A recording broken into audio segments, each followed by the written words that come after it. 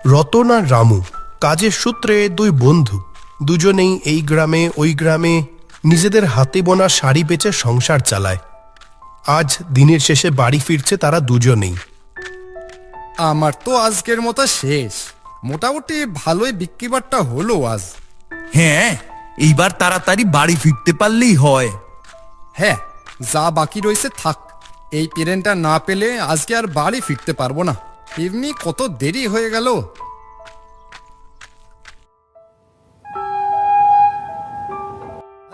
ট্রেনটা ছেড়ে দিচ্ছে তো। চলি রে রতন, কাল দেখা হবে আবার। এই ট্রেনটা না পেলে আর বাড়ি পৌঁছতে পারবো না।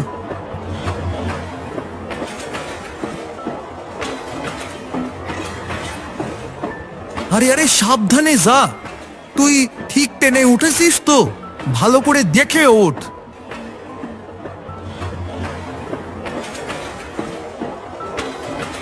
কি জানি, ঠিকঠাক ট্রেনে উঠলো বলে তো মনে হয় না।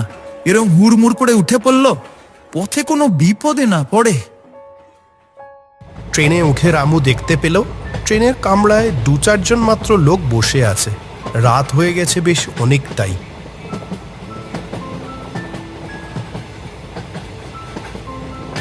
জানলার ধারে একটা ফাঁকা সিট দেখে সেখানে বসলো রামু। আর সারাদিনের ক্লান্তিতে কখন যে তার দু চোখের পাতা এক হয়ে এলো বুঝতে পারল না সে।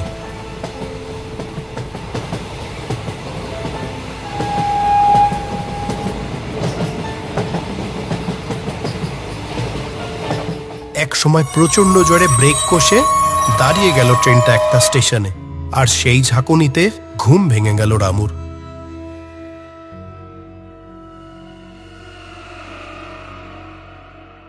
এ কি, ট্রেনটা এইভাবে এখানে দাঁড়িয়ে গেল কেন? ট্রেনের ভিতরের লোক আরো কমে এসেছে ততক্ষণে। জানলা দিয়ে বাইরে তাকিয়ে একটা লোককে সেই প্ল্যাটফর্ম দিয়ে হেঁটে যেতে দেখল রামু। দাদা শুনছেন, ট্রেনটা এইভাবে এখানে দাঁড়িয়ে গেল কেন? কি হয়েছে? সামনে রেল লাইনে একটা দুর্ঘটনা হয়েছে শুনলাম। মনে হয় দেরি হবে ট্রেন ছাড়তে। কি জ্বালাতন, একই এত দেরি হয়ে গেছে, তার উপর আবার এই সব। অপেক্ষা করতে করতে একসময় আবার চোখ লেগে এলো রামুর। হঠাৎ ঘুম ভাঙতেই রামু দেখল ট্রেনটা চলতে শুরু করেছে। চারপাশে তাকিয়ে সে দেখল ট্রেনের কামরায় আর একজনও যাত্রী নেই, শুধু সে একা বসে আছে। একটা হালকা ভয় ও আতঙ্কের ছাপ পড়তে শুরু করেছে ততক্ষণে রামুর চোখে মুখে। এ কি, বাকি সব লোক কোথায় গেল? আমি একা? ট্রেনটা চলতে চলতে এবার একটা স্টেশনে এসে থামল। রামু দরজার কাছে এসে বাইরের দিকে তাকিয়ে যেন একদম চমকে উঠল। এটা কোন স্টেশন? এরকম কোন স্টেশন তো তার বাড়ি যেতে পড়ে না। কোন স্টেশনে সে চলে এসেছে ঠিক ঠাউর করে উঠতে পারে না রামু। তড়িঘড়ি ট্রেনে উঠতে গিয়ে তবে সে ভুল ট্রেনে উঠে পড়ল। 7-5 ভাবতে ভাবতে ট্রেন থেকে নেমে পড়ল সে। সম্পূর্ণ অজানা অচেনা একটা স্টেশনে চলে এসেছে সে। স্টেশন চত্বর পুরো ফাঁকা, কোনো কিছুই যেন সে ঠিক বুঝে উঠতে পারে না। হঠাৎ খানিকটা দূরে সে দেখতে পেল একটা চাওয়ালা চলে যাচ্ছে। ও কাকা, কাকা শুনছেন? কে? আমি আমি আমি বলছি যে আমি হবিবপুর যেতাম, কিন্তু এটা কোন স্টেশন এটা তো আমি ঠিক চিনতে পারছি না। কাকা, আপনি কি আমায় বলতে পারেন? হবিবপুর যাবেন? কিন্তু এটা তো হবিবপুর লাইন নয়, এটা তো নিশিপুর স্টেশন। নিশিপুর? এরকম কোন স্টেশনের নাম তো সে শুনেনি। এ কোন ট্রেনে উঠে চলে এসেছে সে? আর কত দূরেই বা চলে এসেছে? নিশিপুর স্টেশন এটা? তা আমি তো মনে হচ্ছে ভুল পথে চলে এসেছি। এখান থেকে হবিবপুর কিভাবে যেতে পারি বলতে পারেন? এখন আর কোনো ট্রেন পাবেন না এখানে, আর এখানে কোনো গাড়ি ঘোড়াও এখন পাবেন না। রাত হয়ে গেলে এই চত্বরে কেউ থাকে না। কাল ভোরের প্রথম ফিরতি লোকাল ধরে চলে যাবেন এখান থেকে।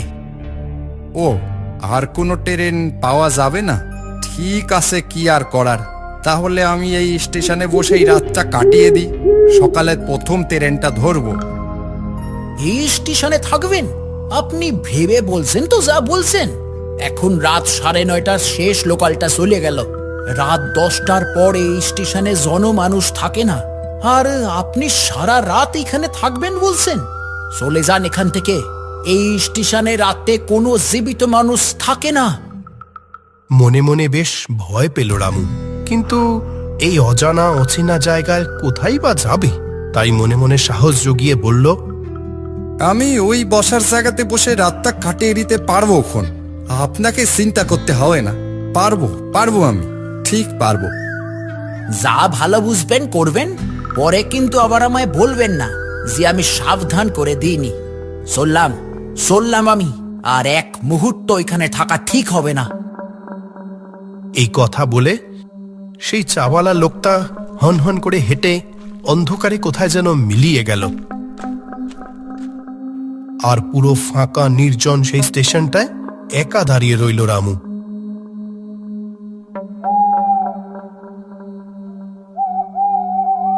সামনে ভাঙাচোরা বসার একটা জায়গা চোখে পড়ল তার। সেখানে গিয়ে বসলো সে। ঠিক করলো আজ এখানে বসেই রাতের বাকি সময়টুকু সে কাটিয়ে দেবে। আচমকা এক রাত পাখির ডাকে চমকে উঠল রামু। ওহ, কোন পাখি! গা ছমছমে একটা পরিবেশে যেন ডুবে আছে গোটা নিশিপুর স্টেশনটা। রাত 10টা হয়তো অনেকক্ষণ বেজে গেছে। চারিদিকে যতদূর দেখা যায় কোথাও একটা জনমানুষের চিহ্ন পর্যন্ত নেই। একভাবে বসে থাকতে থাকতে চোখটা কখন লেগে গিয়েছিল তা বুঝতে পারেনি রামু।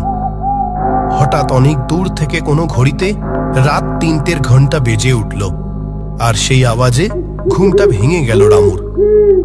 রাত 3টে বাজলো, এই তো আর কিছুক্ষণ।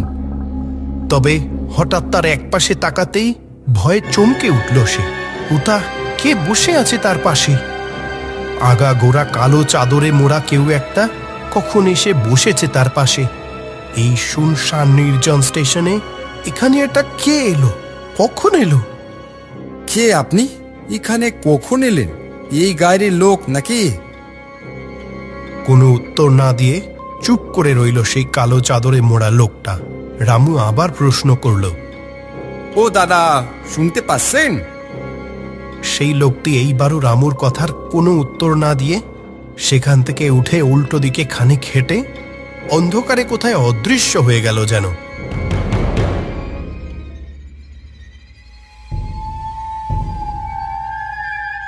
রামু ঘটনাটার আকস্মিকতায় কেমন যেন হকচকিয়ে গেল।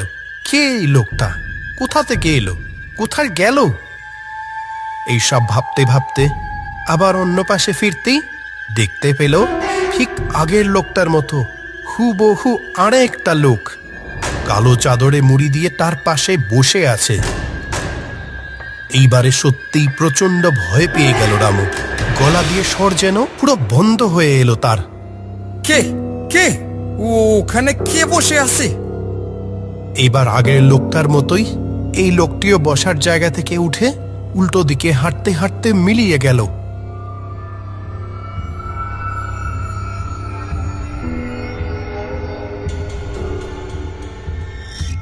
রামু উঠে সেদিকে এগোতে লাগলো।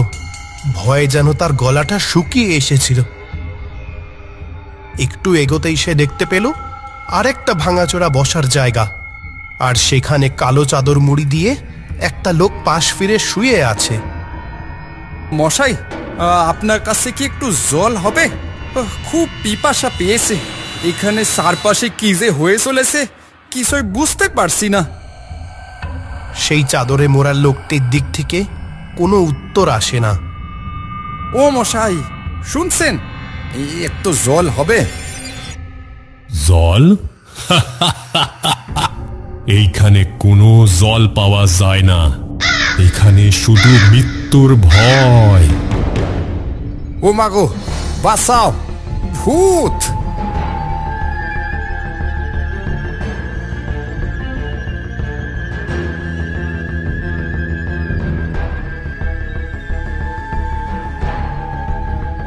ও বাবা, এ কোথায় এসে পড়লাম আমি? কেউ বাঁচাও আমায়। এখানে কেউ তোমায় বাঁচাতে আসবে না, এই জায়গা আমাদের। ছেড়ে দেন আমায়। আমি কিছু করিনি। আমি ভুল করে চলে এসেছি কিভাবে আমি জানি না। আমায় ছেড়ে দেন। এখানে এসে যখন পড়েছো তখন তো আর ফেরার পথ নেই। এই যা, ওকে আমাদের দলে নিয়ে আয়। ও ও মা, বাঁচাও। হ্যাঁ গো বিমলদা, কালকে নিশিপুর স্টেশনে নাকি একটা অচেনা লোক মারা পড়েছে। হ্যাঁ, আমি তো দেখে এলাম। কাল রাতের শেষ লোকালটা এসেছিল। বেচারা হবিবপুর যেতে গিয়ে রাতের বেলায় পথ ভুল করে এসে পড়েছিল এইখানে। আমার সাথে তো কাল রাতে ওর দেখাও হলো। তাই নাকি? হ্যাঁ, আমি তো ওকে বারণও করেছিলাম কতবার যে ওই স্টেশনে ভুলেও রাত কাটিও না। ওই স্টেশন রাতের বেলায় ভয়ানক, কিন্তু সে শুনলো না আমার কথা। বেচারা কোথা থেকে কোথায় এসে এইভাবে বেঘরে মারা পড়লো। সত্যি, গরিব মানুষটা শাড়ি বেচে সংসার চালাতো। কোথায় বাড়ি, কে কে আসে কে জানে। সংসারটা বোধহয় ভেসে যাবে গো।